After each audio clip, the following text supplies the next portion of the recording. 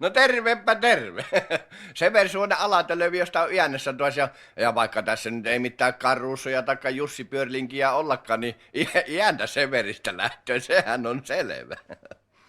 Kulkeepas, kun siellä Alatölöviön puolella palokuntoa perustivat, niin menin minä sitten Tönnöön vakuuttamaan palokuntoa vastaan.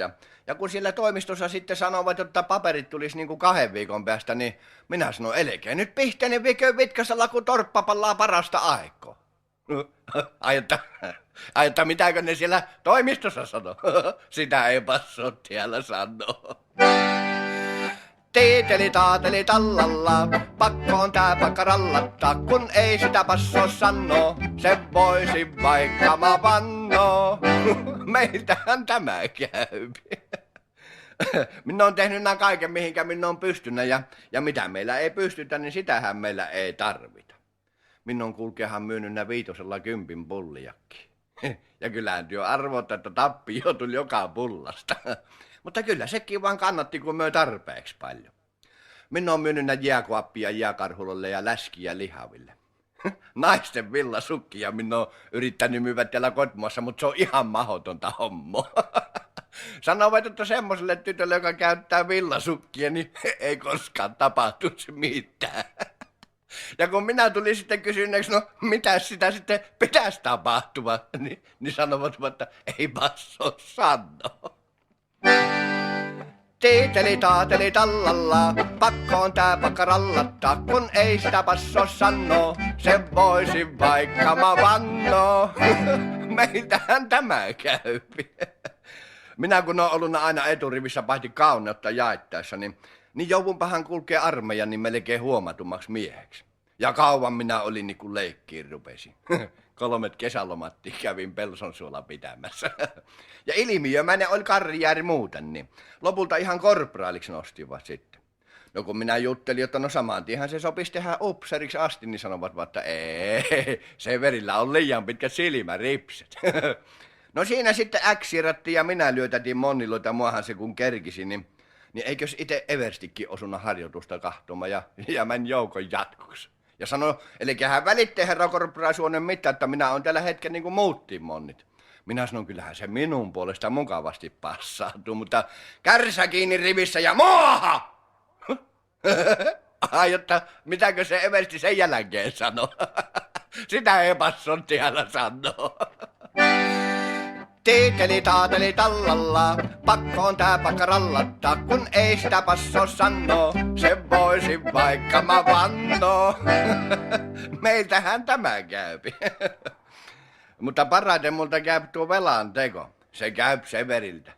Minä oon vipannut eskimoilta uimahousut ja neekerilöiltä talaviturkit. Ainoa paikka, missä minä en oikein vippaamalla pärjännyt, niin oli tuo Laihia tuolla Pohjanmaalla. Mutta mänkepä sitten kokeilemaan sinne. Siellä yhdeltä asia-ajajalta osin vipanna oman tunnon, mutta eihän sillä raukalla ollut ennen itselläänkään, niin jäi lainnoimatta. No mitäpäs näistä? Mänihän minä kulkee sitten 1 kerran naimisiin, niin enkä mihinkään siliviliavioliitto, vaan oikein oli pantava asiat papin eessä lukko. No kun se pappi kysyi, että tahonko minä, niin minä kysyn tuolta Mötiäisen Malakiakselta, tahotko sinä? No se pappi kysyi pari kertaa uudestaan.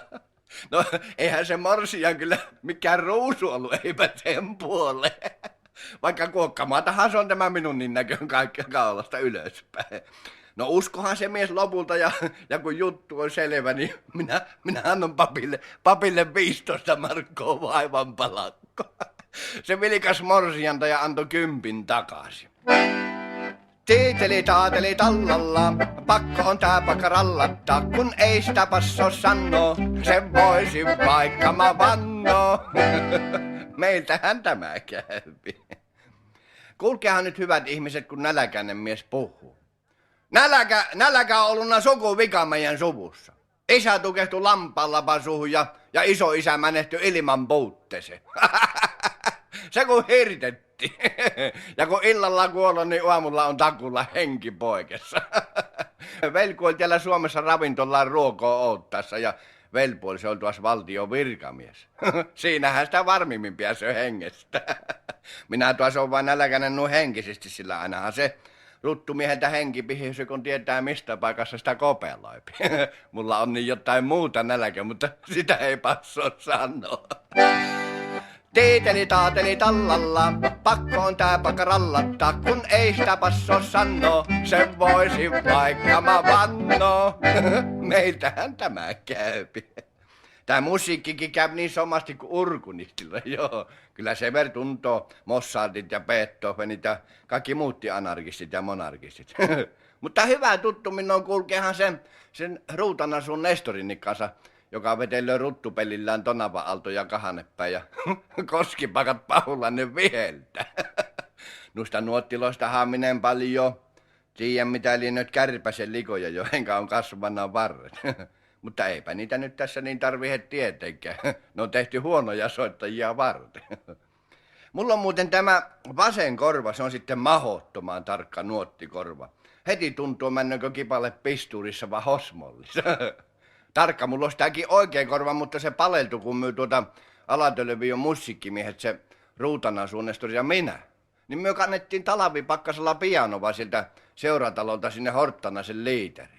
Korvaa paleltu, mahdottoman hyvä nuotti korvaa paleltu. Vieläkin suututtaa, kun muistaa, mitenkä hyvä korva paleltu. Mutta mitä Nestorilta on paleltu, niin sitä ei passoo sanoa. Tiiteli taateli tallalla, pakko on tää pakka rallata, kun ei sitä passoo sanoo, sen voisi vaikka mä vannoo. Meiltähän tämä käypi.